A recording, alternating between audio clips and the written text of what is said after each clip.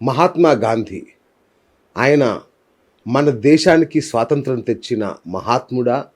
లేకపోతే బ్రిటిష్ వాళ్ళు మన మీద రుద్దిన ఒక ప్రాజెక్టా? ఈ అత్యంత వివాదాస్పదమైన, ఆసక్తికరమైన అంశం మీద ఇవాళ మనం ఇంటర్వ్యూ చేయబోతున్నాం. Hi viewers, welcome to BS talk show. నేను మీ బుర్రా శ్రీనివాస్. మహాత్మా గాంధీ అసలు ఆయన పేరులోని చోటంటూ మన దేశంలో ఉంటుందా? గాంధీ చౌక్, గాంధీ రోడ్, గాంధీ విమానాశ్రయం, ఏ దానికైనా సరే గాంధీ పేరు లేకుండా అసలు మన దేశంలో పల్లె నుంచి పట్టణం దాకా ఏదీ ఉండదు. అది ఒక్కటే కాదు, ప్రతి కరెన్సీ నోటు మీద కూడా నవ్వుతూ ఉన్న మన గాంధీ తాతే ఉంటాడు. మరి నిజానికి గాంధీ అంతటి మహాత్ముడా? ఆయన చరిత్ర వెనుక బ్రిటిష్ వారి హస్తమేమైనా ఉందా? ఆయన్ని ఇంత విస్తృతంగా ప్రచారం చేసింది ఎవరు? చాలా ఆసక్తికరమైన విషయాలున్నాయి, అత్యంత మార్మికమైన విషయాలున్నాయి. మరి ఈ విషయాలన్నీ మనకు చెప్పగలిగేది ఒక్కరే, అత్యంత సీనియర్ చరిత్రకారులు, పరిశోధకులు డాక్టర్ ఎం ప్రభాకర్ గారు ఇవాళ మనతో ఉన్నారు. మరి గాంధీ జీవితంలోని నిజమైన నగ్న సత్యాలేంటో ఇవాళ తెలుసుకునే ప్రయత్నం చేద్దాం. అన్నగారు నమస్కారం. సార్ నమస్కారం. ఎలా ఉన్నారు అన్నగారు?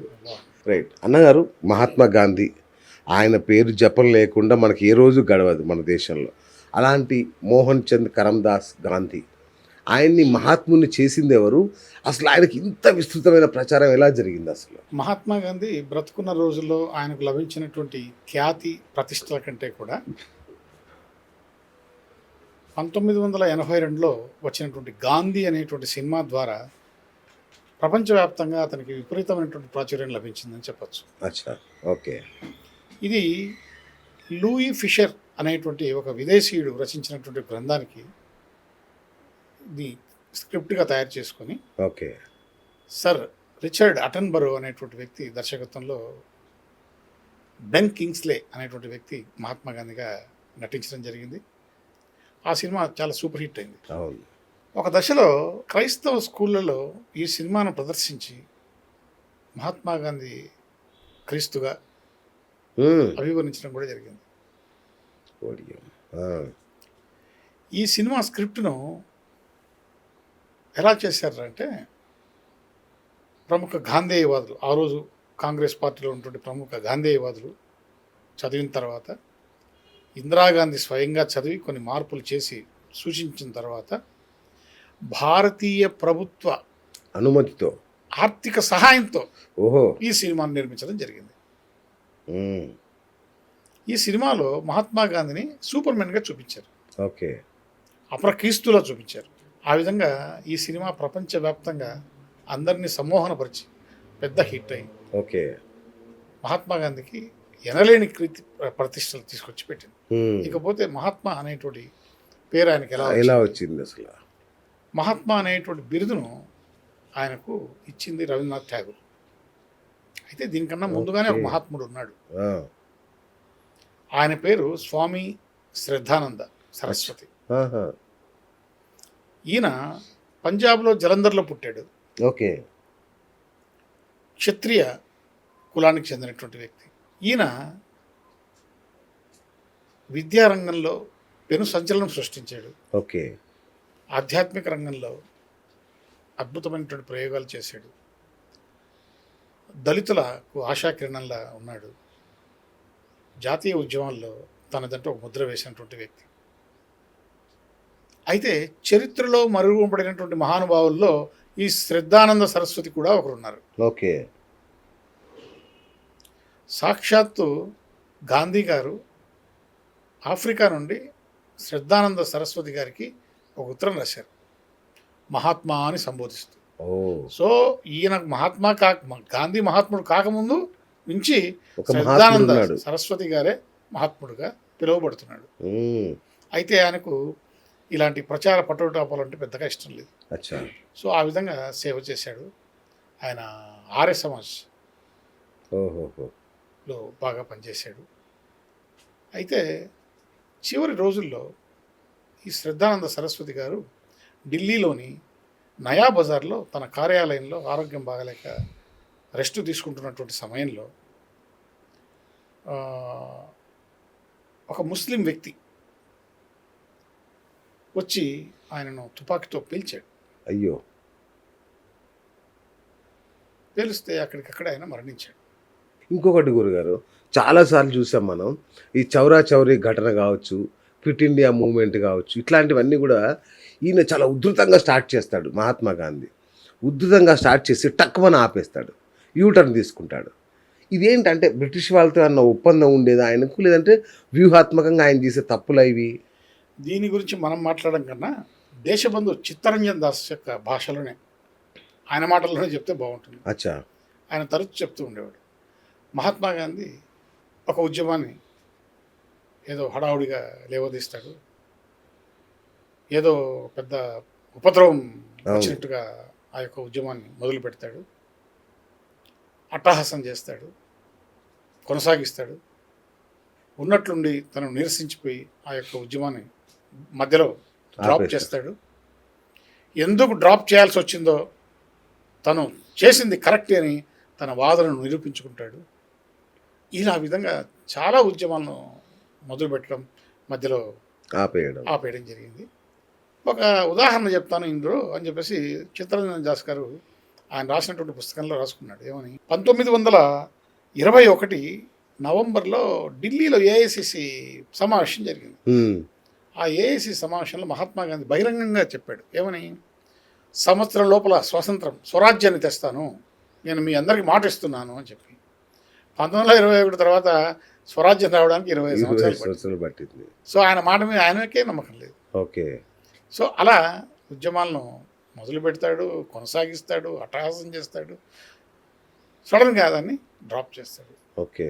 ఇది అతని మానసిక ధోరణిని మనకు తెలియజేస్తుంది. ఓకే. ఇంకొకటి కూడా అన్నగారు, ఈ హరిజనుల కోసం ఆయన చాలా కష్టపడ్డాడు, వాళ్ళ అభ్యున్నతి కోసం ఎంతో కృషి చేశాడు అనేది కూడా విస్తృత ప్రచారంలో ఉంది. కానీ నిజానికి పూనా ఉడంబడిక ద్వారా అంబేద్కర్ కూడా కట్టడి చేశాడు అని ఒకటి విన్నాను. అట్లాగే హరిజన్ అనే పదం అనేది ఎందుకు వచ్చింది అసలు ఆ పదం? ఈ విషయంలో డాక్టర్ బిఆర్ అంబేద్కర్ గారు ఒక పుస్తకం రాశారు. అచ్చా.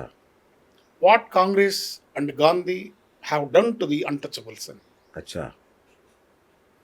ఈ పుస్తకంలో ఆయన స్వయంగా పేర్కొన్నాడు, మహాత్మా గాంధీకి అంటరానితనం అంటే అంత పెద్ద ఇంట్రెస్ట్ లేదు, కానీ ఈ అస్పృశ్యతను నివారించడానికి నేను కృషి చేస్తున్నానని బయట చెప్పుకుంటున్నాడు. ఈ అంటరాని వాళ్లకు పేరు పెట్టాడు, హరిజనులు అని ముందు పెట్టాడు. అవును. ఒక దశలో ఈ అంటరాని వాళ్ళు బావులలో నీళ్లు తోడుకోవడానికి, పౌర హక్కులతో జీవించడానికి, అలాగే అంటరానితనాన్ని నిర్మూలించడానికి వాళ్ళు సత్యాగ్రహాన్ని చేపట్టి మహాత్మా గాంధీని కూడా ఇన్వైట్ చేశారు. మహాత్మా గాంధీ దాన్ని ఖండించాడు.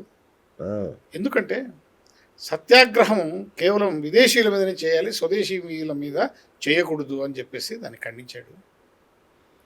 చివరికి స్వరాజ్య నిధికి 1,35,00,000 వసూలు అవుతే అంటరానితనాన్ని నిర్మూలించడం కోసం కేవలం 43,000 ఇచ్చాడు. దీన్ని బట్టి అంటరానితనం నిర్మూలించడానికి ఆయనకు ఉన్నటువంటి చిత్తశుద్ధి మనం అర్థం చేసుకోవచ్చు. ఒక దశలో తనే అంటాడు, ఏమని, నాకు మళ్ళీ జన్మ అంటుంటే పాకి పనివాడిగా పుట్టాలని ఉంది. ఇది నిజమా అబద్ధమా ప్రజలు నిర్ణయించుకోవాల్సిన పరిస్థితి ఉందని ఆయన పుస్తకంలో రాశాడు. ఆ పుస్తకం మహాత్మా గాంధీ ఉండంగానే ప్రింట్ అయింది, రిలీజ్ అయింది. మరి ఇవన్నీ అబద్ధాలు అవుతాయి, వాటిని నిషేధించాలి కాదు కదా. ఇంకొకటి అన్నగారు, ఈయన లవ్ స్టోరీస్ మీద కూడా చాలా విస్తృతమైన కథనాలు ఉన్నాయి. మరి అది నిజమో కాదో నాకు తెలియదు, కానీ ఈయన బ్రహ్మచర్య మీద అనేక ప్రయోగాలు చేశారని రాసుకున్నాడు కూడా ఆయన. అట్లాగే ఆయనకున్న ఈ లవ్ స్టోరీస్ కూడా చాలా ఎక్కువ ప్రచారంలో ఉంటాయి. ఏది నిజం అసలు? ఒక చరిత్రకారుడిగా మీరు ఎట్లా విశ్లేషిస్తారు దీన్ని? ఆయన ఎన్ని లవ్ స్టోరీలు ఉన్నాయో తెలియదు, కానీ ఒకటైతే మాత్రం నా దృష్టికి వచ్చింది. నేను ఆయన the collected works of Mahatma Gandhi అనేటువంటి చదివితే దాంట్లో ఒక విషయం బహిర్గతమైంది. ఓకే. అది అందుబాటులో ఉంది, మీరు కూడా చదవచ్చు. అచ్చా. 1919లో పంజాబ్లో జలియన్ వాలాబాగ్ అనేటువంటి సంఘటన జరిగింది. చాలా అత్యాచారాలు, ఘోరాలు జరిగినటువంటి దాని సందర్భంగా ఒక ఫ్యాక్ట్ ఫైండ్ కమిటీ అని చెప్పేసి మహాత్మా గాంధీ ఆధ్వర్యంలో వెళ్ళింది. ఓకే. వెళ్ళి ఆయన పంజాబ్లో దాదాపు 3 నెలలు ఉండాల్సి వచ్చిన పరిస్థితి ఏర్పడింది. అతనికి బస ఎక్కడ ఏర్పాటు చేశారంటే మహాత్మా గాంధీకి లాహోర్లో రాంబుజ్ సింగ్ అని చెప్పేసి ఆయన ఇంట్లో బస ఏర్పాటు బస చేశారు. ఏర్పాటు చేశారు. ఆయన అప్పటికి జైల్లో ఉన్నారు. అచ్చా. ఆయన భార్య పేరు సరళాదేవి. ఆమె వయసు 47. ఓకే. మహాత్మా గాంధీ వయసు 50. ఈమె సరళాదేవి ఎవరంటే రవీంద్రనాథ్ ఠాగూర్ గారి మేనకోడలు. ఓ. ఈమె పుట్టింది కలకత్తా. ఓకే. వివాహం చేసుకుంది ఈ లాహోర్లో రాంబూర్ సింగ్. ఉమ్. వీళ్లకు హిందుస్థాన్ అనేటువంటి ఒక పత్రిక కూడా ఉంది. ఈమె నడుపుతూ ఉంది. ఈమెకు ఎదిగొచ్చినటువంటి ఒక కుమారుడు కూడా ఉన్నాడు. ఉమ్. ఈమె ఇంట్లో ఆశ్రయం ఆయనకు విడిది ఏర్పాటు చేశారు మహాత్మా గాంధీ. 3 రోజుల తర్వాత మహాత్మా గాంధీ ఉత్తరం రాశాడు. ఎవరికి? అనసూయాబెన్ అని చెప్పేసి ఆయన శిష్యురాలకి. ఇక్కడ సరళాదేవి నన్ను చాలా బాగా చూసుకుంటూ ఉంది. నిజంగా ఆమె నన్ను గౌరవిస్తూ ఉంది. నాకు కావాల్సిన సపర్యాలన్నీ చేస్తూ ఉంది. ఏమి ఆమె చూపిస్తున్నటువంటి ఈ యొక్క ఆదరాభిమానులకు నేను మంత్రముగ్ధున్నయ్యాను దాన్ని. ఉన్నాను అని చెప్పేసి ఉత్తరం రాసుకున్నాను. దాని తర్వాత మహాత్మా గాంధీ ఎక్కడికి పోతే అక్కడికి ఈమె కూడా పోవడం, ఓ. అక్కడ పాటలు పాడడం, స్పీచ్లు ఇవ్వడం, ఇలా చేస్తూ రాజకీయాల్లో చురుగ్గా పాల్గొంటూ ఉంది. వీళ్ళ మధ్య కొంచెం సాన్నిహిత్యం పెరిగి రోజు రోజుకు దినదినాభివృద్ధి చెందుతూ ఉంది. ఒక సందర్భంలో ఆయన రాసుకున్నాడు. The collected works of Mahatma గాంధీలో ఉంది ఈ విషయం. పేజీ నెంబర్ 21, పేజీ నెంబర్ 131 చెప్తున్నా, ఎందుకంటే ప్రేక్షకులు అడుగుతున్నారు ఏం ఆధారాలు ఉన్నాయి. నిజమే, కరెక్ట్, అవును. పేజీ నెంబర్ 21, పేజీ నెంబర్ 131లో స్పష్టంగా ఇవి ఆధారాలు ఉన్నాయి. సరళాదేవిని నేను ఆధ్యాత్మిక భార్యగా భావిస్తున్నాను అని ఆ స్థాయి వరకు పోయింది వీళ్ళ యొక్క మధ్యలో ఉన్నటువంటి సంబంధం. ఓకే. చివరికి ఒక దశలో సరళాదేవి తన కొడుకును సబర్మతి ఆశ్రమానికి పంపించింది.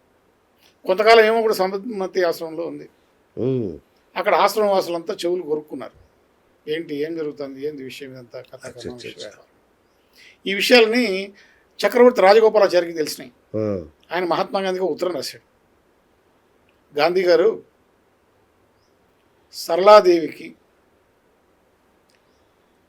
మీ భార్యకు కిరోసిన్ దీపానికి సూర్యుని వెలుగుకు అంత తేడా ఉంది. దయ ఉంచి ఈ భ్రాంతి నుంచి మీరు బయటపడి త్వరగా వెనక్కి వచ్చి ఉద్యమాలను నడవాల్సిందిగా కోరుతున్నాను అని చెప్పేసి రిక్వెస్ట్ చేశాడు. ఓకే. ఇంతకు మించిన ఆధారాలు ఏం కావాలి? కరెక్ట్ ఉన్నాయి. అయితే అంటే అబా మనువుల మీద కూడా కొంత ఏదో రాస్తుంది. ఇంకా మనం అంత దూరం పోక్కర్లేదు. ఏదో కొంచెం మచ్చుకు ఒక మాట చెప్పేసి వదిలేసి పుస్తకాల్లో ఇవన్నీ ఉన్నాయి కాబట్టి పుస్తకం పేరు కూడా చెప్పాను కాబట్టి ఒకవేళ వీక్షకులకు వ్యూయర్స్ కావాలనుకుంటే పుస్తకాలు చదువుకోమని చెప్పి చెప్తాను. మనమే చేసుకుంటారు సవినయంగా. అంత మించి మనం ఎక్కువ మాట్లాడకూడదు. ఇంకొకటి ఒక విషయం విన్నా అన్నగారు, గాంధీ గారిని చాలా పేదవాడిగా చూపించడానికి భారీగా ఖర్చు అయ్యేదంట. నేను విన్నాను. ఆయన్ని అట్లా పేదవాడిగా కనిపించడానికి, ఆయన ఆహారపు అలవాట్లు మెయింటైన్ చేయడానికి విపరీతం ఖర్చు అయ్యేదట. మరి ఆయన రోజువారీ నెలవారీ ఖర్చులు ఎవరు భరించేవాళ్ళు అన్నగారు? బిర్లా లాంటి వాళ్ళతో ఆయనకి ఏమైనా సాన్నిహిత్యం ఉండేది అప్పట్లో? ఆయన ఖర్చులు కాదు, ఆయన మొదట ఆయన లైఫ్ స్టైల్ ఎలా ఉంది అనేటువంటిది మనం ఫస్ట్ ఆలోచించాలి. ఓకే. గాంధీ గారి తల్లి ఆమె నగలను తాకట్టు పెట్టి త్యాగం చేస్తే ఆయన బ్యారిస్టర్ చదవడానికి పోయేసి వచ్చాడు. ఓకే. పోయేసి వచ్చిన తర్వాత పని లేకుండా ఖాళీగా ఉంటే ఆయనకు ఆశ్రయం కల్పించి హెల్ప్ చేస్తే అతను ఎందుకు ఏ విధంగా ఎదగలేకపోయాడు. చివరికి తన అన్న యొక్క పలుకుబడి ఉపయోగించి ఆఫ్రికాలో ఉన్నటువంటి కొంతమంది వ్యాపారుల సమస్యలను తీర్చడానికి ఇతన్ని అక్కడికి పంపిస్తాడు. ఓకే. ఆఫ్రికాలో ఉన్నంత కాలం ఉన్నత వర్గాలకు చెందినటువంటి వ్యాపారవేత్తలే ఇతని యొక్క మొత్తం ఖర్చులు కమామిషంతా కూడా భరించేవాళ్ళు. తర్వాత అక్కడి నుంచి వచ్చిన తర్వాత గోపాలకృష్ణ గోఖలే ఈయన యొక్క గురువు గారు. ఓకే. ఆయన సర్వెంట్స్ ఆఫ్ ఇండియా సొసైటీ అనేటువంటి దాంట్లో నుంచి ఇతని ఖర్చులు ఇండియాకు వచ్చిన తర్వాత ఈయన ఖర్చులు భరించే విధంగా ఏర్పాటు చేశాడు. ఓకే. దాని తర్వాత మీరు చెప్పినట్లు టాటాలు, బిర్లాలు, బజాజ్లు వీళ్ళు ఆయన ప్రయాణ ఖర్చులు, ఆశ్రమ ఖర్చులు, ఆయన తిండి ఖర్చులు ఇవన్నీ చూసేవాడు. ఓకే. ఆయన సంపాదించిన సొమ్ము ఏం చేశాడు? ఏమన్నా పార్టీ కోసం ఖర్చు పెట్టాడా, ఉమ్, ప్రజల కోసం ఖర్చు పెట్టాడా, ఉద్యమాల కోసం ఖర్చు పెట్టాడంటే ఏమీ లేదు. ఒక్క నయా పైసా దీనికోసం ఖర్చు పెట్టలేదు. ఉమ్. ఒక్క నయా పైసా తన జేబులో నుంచి తీసి పెట్టింది కూడా లేదు. తన కోసం ఖర్చు పెట్టుకున్నది కూడా లేదు. ఆ, పైగా స్వరాజ్య నిధి కోసం ప్రజల నుంచి విపరీతంగా డబ్బులు ఓ, సేకరించారు. ఎన్ని విరాళాలు అసలు. అవును. దీంట్లో 2-3 సంఘటనలు మనం చెప్పుకోవాలి. ఒక దశలో స్వరాజ్య నిధి కోసం విజయవాడ వచ్చారు ఉమ్, బందర్. ఈ విజయవాడకు వచ్చి ఆయన ఏం చేశాడంటే ఆయన యొక్క ఆతిథ్యాన్ని ఉచితంగా ఎవరికి వదలుచుకోవాలి. అచ్చా. ఎవరైతే వేలం పాటలో ఎక్కువగా పాడుతారో వాళ్ళ ఇంట్లో ఇతను ఆతిథ్యం తీసుకుంటాడు. ఉమ్. ఇతను వాళ్ళకేం ఆతిథ్యం ఇచ్చేది ఉండదు. ఇచ్చేది ఏం లేదు. అవును, కరెక్ట్. వేలం పాట పాడి ఎవరు ఎక్కువ పాడితే వాళ్ళ ఇంట్లో ఇతను బస చేసి వాళ్ళ ఆతిథ్యాన్ని స్వీకరిస్తాడు. ఆ డబ్బును స్వరాజ్య నిధికి జమ చేస్తాడు. అట్లా నాకు తెలిసినటువంటి ఒక వ్యక్తి విజయవాడలో గోళ్ళ నారాయణరావు అని ఆయన ఎక్కువ వేలం పాటలో పాడాడు. పాడితే వాళ్ళ ఇంట్లో ఈయన బస కుదిరింది. వాళ్ళు ఏమనుకున్నారు, బాగా గౌరవంగా ఆయనకు అవన్నీ పెట్టాలని బంగారు పల్లెల్లో భోజనం పెట్టారు. భోజనం తిన్న తర్వాత ప్లేట్ కడిగేసి ఆ బంగారు పల్లెని సంచిలో వేసుకున్నాడు. ఏమనుకోవద్దండి, స్వరాజ్య నిధి దీనికి కూడా నేను జమ చేసుకుంటున్నాను అని. ఇక రాజమండ్రి, కాకినాడ ఈ ప్రాంతాల్లో ఆడవాళ్ళు ఇచ్చినటువంటి వడ్డానాలు, గాజులు, అన్ని స్వరాజ్య నిధి తీసుకుపోయాడు. ఒకవేళ 4 గాజులు ఆయన చేతికి కనిపించినప్పుడు కాశీనాథన్ నాగేశ్వరరావు గారు తెలిసి ఉంటుంది. మద్రాసులో మహాత్మా గాంధీ ఉన్నాడు అని వాళ్ళ కూతురు తీసుకొమ్మాడు. ఆమెకు ఈ చేతికి 4 గాజులు, ఈ చేతికి 4 గాజులు వేసి మెల్లో ఒక హారం వేసి మహాత్మా గాంధీ దగ్గరికి పోయిన తర్వాత అన్నీ కుశలోపరి చేసిన తర్వాత ఆ అమ్మాయి 2 గాజులు ఇస్తే, ఈ 2 గాజులు సరిపో స్వరాజ్య నిధికి, నాకు మొత్తం గాజులు కావాలని మొత్తం గాజులు ఆయనే చేతుల నుంచి తీసుకొని దీంట్లో వేసుకున్న తర్వాత హారం కూడా బాగుంది, హారం కూడా ఇచ్చేయండి అని చెప్పేసి తీసుకున్నాడు. సో ఆ విధంగా డబ్బు విషయంలో చాలా నిక్కచ్చి మనిషి, వైశ్యుడు కదా కొంచెం. సో ఆ విధంగా మొత్తం ఖర్చు అంతా కూడా ప్రజల నుండి సేకరించాడు. రైట్. ఇంకొకటి, ఆయన అహింసా సిద్ధాంతం అనేది ప్రపంచవ్యాప్తంగా ఫేమస్, మనకు విన్నాం. నిజంగా ఆయన అహింసా సిద్ధాంతం వల్లనే బ్రిటిష్ వాళ్ళు భయపడి పారిపోయారా, లేదంటే మనల్ని అణచడానికి ఆ సిద్ధాంతాన్ని బ్రిటిష్ వాళ్ళు అడ్డు పెట్టుకున్నారా? ఇది ఒక ఎప్పుడు ఉండే ఒక ద్వైతీభావం. ఇది మహాత్మా గాంధీ అహింస అనేటువంటి పదము మాయాలేడి లాంటిది రామాయణం. Okay, right. బంగారు లేడి ఎక్కడ ఉండదు. అవును. అహింస అనేటువంటిది ఎక్కడ ఉండదు. మనం ఈగను చంపినా దోమను చంపినా హింసే. అవును. మనకి కోడిని తింటాం, హింసే. పొట్టి కోసుకొని మేకను కోసుకొని తింటాం, అది హింస. కాకపోతే ఈయన అహింస అనేటువంటి పేరును కేవలం హిందువులు మాత్రమే ఆచరించాలా అని హిందువులకు మాత్రమే కన్ఫైన్ చేశాడు. ఓకే. ఇది ముస్లింలకు వర్తించదు. అవును. ముస్లింలు ఎంత హింసించినా కూడా, ఎంత హింసకు పాల్పడినా కూడా మహాత్మా గాంధీ గమ్మున ఉండేవాడు. పొరపాటున ఆ హింసకు వ్యతిరేకంగా హిందువులు ఏదైనా చర్య చేస్తే ఆ చర్యకు ప్రతిఫలంగా ఆయన నిరాహార దీక్ష కూర్చొని బ్లాక్మెయిల్ చేసేవాడు. సో ఆ విధంగా హింస తనకే పట్టుబడలేదు, ఇది అహింస. ఇంకా అహింస ఇప్పుడు మొదటి ప్రపంచ యుద్ధం జరిగేటువంటి సమయంలో బ్రిటన్ తరపున సైనికులను రిక్రూట్ చేసే ఏజెన్సీ తీసుకున్నాడు ఈయన, మహాత్మా గాంధీ. మరి అంత ప్రపంచ యుద్ధాల్లో అంత హింస జరుగుతుంటే ఆ హింసలో ఇండైరెక్ట్గా పాల్గొన్న కారకుడైనటువంటి వ్యక్తికి అహింస గురించి మాట్లాడడానికి హక్కు ఎక్కడిది చెప్పండి? ఆఫ్రికాలో బ్రిటిష్ తరపున పోరాడడానికి సార్జెంట్గా పనిచేసింది, ఇది కాకి దుస్తులు వేసుకుని సార్జెంట్గా పనిచేసాడు గాంధీ గారు. మరి ఈయనకు అహింస గురించి మాట్లాడడానికి హక్కు, అధికారం ఎక్కడుంది? ఎక్కడిది? మీరు ఆయన రాసుకున్న ఆత్మకథలోనే ఇవన్నీ ఉన్నాయండి, కొత్తగా ఏం చెప్పాల్సిన అవసరం లేదు. ఆయన ఆత్మకథ చదవండి, మీకు తెలుస్తుంది. అంటే ఆయన దక్షిణాఫ్రికాలో గడిపిన కాలం ఇది చాలా గొప్పగా చెప్తారు కదా, అది చిత్రీకరించాడు. ఓకే. ఇప్పుడు వాస్తవాన్ని చిత్రీకరించి ఆయన ఎలివేషన్ చేయాలంటే, ఇప్పుడు నీకు గాంధీ సినిమాలో చేసినట్టే ఆయన క్రీస్తుగా చూపించారు, సూపర్మెన్గా చూపించారు. ఓకే. ఆయన ఏం చేసినా అద్భుతమే చూపించారు. ఓకే. రైట్. ఆయన అక్కడ నిజంగా భారతీయుల కోసం పనిచేశాడా? సౌత్ ఆఫ్రికాలో ఉన్నత వర్గాలను కాపాడడానికి చేశాడా? భారతీయ వ్యాపారులకు కలిగినటువంటి ఇబ్బందులను ఎదుర్కొని న్యాయస్థానాల్లో వారికి సహాయం చేయడానికి పోయాడు. అంతే. కానీ ఆఫ్రికన్లను అసహించుకున్నాడు. ఓ. బ్రిటిష్ వాళ్లకు వ్యతిరేకంగా పోరాటం చేసేటువంటి వాళ్లను ఖండించాడు. అసలు ఏంటంటే భారతదేశ సంస్కృతిని పరడవిల్లంపజేయడానికి పుట్టినటువంటి ఏకైక జాతి బ్రిటిష్ వాళ్ళు. బ్రిటిష్ వాళ్ళు లేకపోతే భారతీయులకు మనుగడే లేదు. బ్రిటిష్ వాళ్ళు అంత గొప్పవాళ్ళని కీర్తించారు మహాత్మా గాంధీ వాళ్ళని. ఇదంతా చరిత్ర. ఇది ఉందా? గ్రంథస్థమైంది? అన్ని గ్రంథస్థం ఉన్నాయి. ఆనాటి కాంగ్రెస్ యోధులు, మహాయోధులైనటువంటి వ్యక్తులకు, ఈయనతో పాటు కలిసి నడిచినటువంటి వ్యక్తులకు, ఈయనతో పాటు కలిసి సత్యాగ్రహంలో పాల్గొన్న వాళ్లకు, ఉద్యమాల్లో పాల్గొన్న అందరికీ తెలిసినటువంటి విషయాలే. ఇవన్నీ కొత్త విషయాలు ఏం కాదు. ఇప్పుడు మనం ఏదో మాట్లాడుకుంటున్నాం, ఈ సందర్భం వచ్చింది కాబట్టి. రైట్. మనకి మొదటి స్వాతంత్ర సంగ్రామం గురించి వీర సావర్కర్ ఒక పుస్తకం రాశారు 1857లో. సో ఆ పుస్తకాన్ని మహాత్మా గాంధీ గుర్తించాడని చెప్తుంటారు. అంటే తర్వాత రెండో సంగ్రామం, మూడో సంగ్రామం అవి జరగలేదా? లేదంటే వాటి గురించి ఎక్కడ ప్రస్తావన లేదా? జరిగాయి. ఇప్పుడు 1857లో జరిగినటువంటి సిపాయిల తిరుగుబాటు అన్నారు దాన్ని. అవును. కాదు, వీర సావర్కర్ గారు చాలా డీటెయిల్గా పుస్తకం రాశాడు. ఏమని? 1857 the first war of independence. మొత్తం భారతదేశంలో ఉన్నటువంటి అన్ని జాతులు, కులాలు, మతాలు కలిసి ఆంగ్లేయులపై తిరుగుబాటు చేశారు. కానీ సిపాయిలు తిరుగుబాటు అన్నారు దాన్ని సిపాయిలు అంటే కుచింపజేశారు. వార్ ఆఫ్ ఇండిపెండెన్స్ అంటే ఇది పెద్దదైపోతుంది. ఇది కూడా చరిత్రకారులు చేసినటువంటి ద్రోహమే.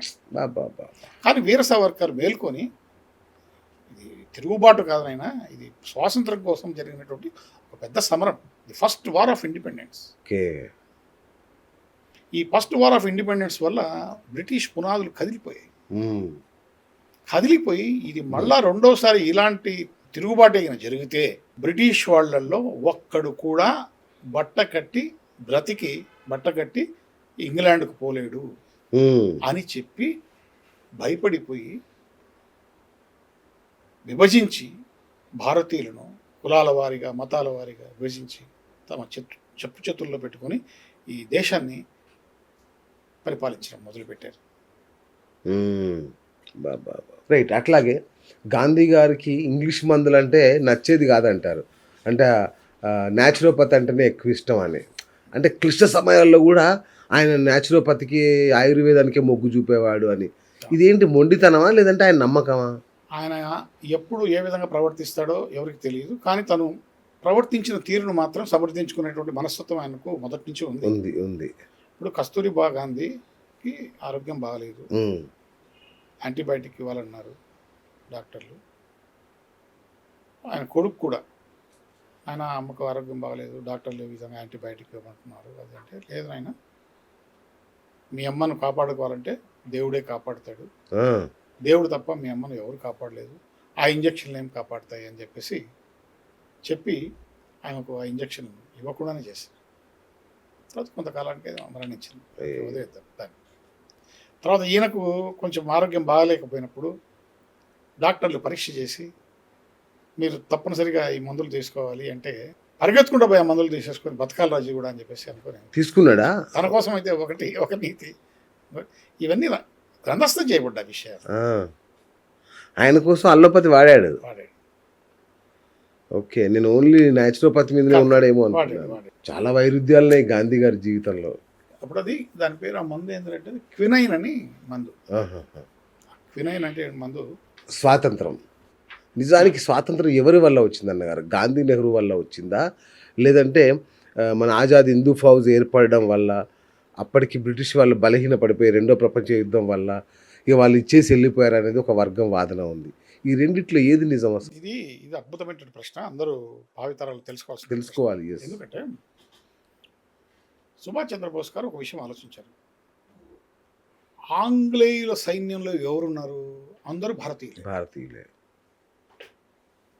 కాబట్టి ఫస్ట్ ఆంగ్లేయుల సైన్యంలో ఉన్నటువంటి భారతీయుల్లో దేశభక్తి రగిలించాలి అనే వాళ్ళతో దేశభక్తి రగిలించాడు.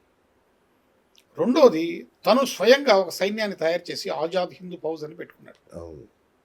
తర్వాత రెండవ ప్రపంచ యుద్ధం జరిగేటువంటి సమయంలో ఈ జర్మనీ వాళ్ళతో హిట్లర్తో సంబంధాలు ఏర్పాటు చేసుకొని సంబంధం ఇది చేసుకున్నాడు. అప్పుడు ఏమైంది, భారతీయ సైనికులు ప్లస్ ఆజాద్ హిందూ ఫౌజ్ సైనికులు ప్లస్ జర్మనీ సైనికులు ఈజ్ ఈక్వల్ టు బ్రిటిష్ల పతనం, ఓ ఆంగ్లేయుల పతనం. ఓకే. ఈ విషయం తెలుసుకున్నటువంటి ఆంగ్లేయులు హుటాహుటిన స్వాతంత్రాన్ని ఇచ్చేసి వెళ్ళిపోయారు. ఓకే.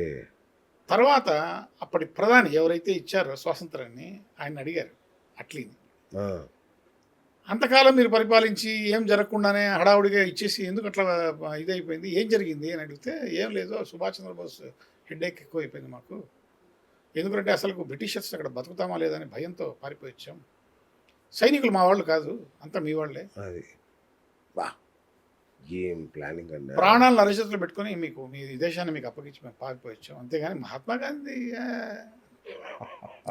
ప్రభావం అంతగా ఏం లేదు దీంట్లో. కానీ ఆయనే ఇప్పుడు మహాత్ముడు అయ్యాడు కదా. ఈరోజు ఏ చౌక్ చూసినా ఎక్కడ చూసినా ఆయనే, ఆయన భారతదేశం అంతా ఆయనే, జాతిపితే ఆయన. ఇంత విస్తృత ప్రచారం ఎట్లా కలిగింది అన్నగారు ఆయనకి? సినిమా వల్లనేనా? ఇప్పుడు సినిమా రాకముందు మహాత్మా గాంధీని గాంధీ అని పిలుచుకునేవారు, అంతే. గాంధీ తాత లేకపోతే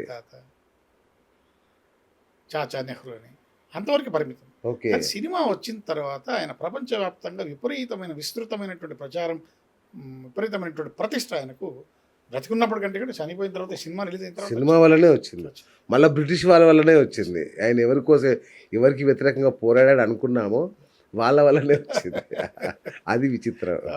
ఓ మై గాడ్. థ్యాంక్ యూ అన్నగారు, చాలా అద్భుతమైన విషయాలు చెప్పారు. నిజంగా అంటే చరిత్ర గమనం వల్ల ఏం జరిగిందో కానీ మనం చరిత్ర లోతుల్లోకి వెళ్ళిన అంశాలన్నీ కూడా ఆయన ఆత్మకథలోనూ, the collective works of Mahatma గాంధీలోను, మా ఈ డాక్టర్ అంబేద్కర్ రాసినటువంటి what Congress and Gandhi has done to the untouchables అనేటువంటి పుస్తకంలోను, ఇట్లా ఈ పుస్తకాలన్నింటిలోనూ ఉన్నాయి. కొత్తగా నేను బయట చెప్పాలి, అవి పుస్తకాలు చదివాను. మీరు చదివితే మీకు అంత ఓపిక ఉంటే ఇవి నాకంటే నేను చెప్పినటువంటి అంశాల కంటే ఇంకా కొత్త కొత్త విషయాలు తెలిసి మీరే ఆశ్చర్యం. నేనే కొత్త విషయం ఏం చెప్పాను అని. మహాత్మా గాంధీ అంటే నాకేం కోపమే లేదు, ద్వేషమే లేదు. నిజం, ఆయన చేయాల్సిన పని ఆయన చేశాడు, ఆయన పాత్ర ఆయన పోషించాడు. కరెక్ట్. ఆయన పాత్ర ఆయన పోషించాడు. Right sir, thank you sir, thank you so much. So చూసారు కదా గాంధీ చరిత్రలోని చీకటి కోణాలు. ఒకవేళ మీకు ఏమైనా కామెంట్స్ ఉంటే, అభిప్రాయాలు ఉంటే కింద కామెంట్ రూపంలో తెలియజేయండి. అవసరమైతే ప్రభాకర్ గారు మీకు సమాధానం ఇస్తారు. Thank you so much. So ఇది ఇవాళ బిఎస్ టాక్ షో. నేను మీ బిఎస్ సైనింగ్.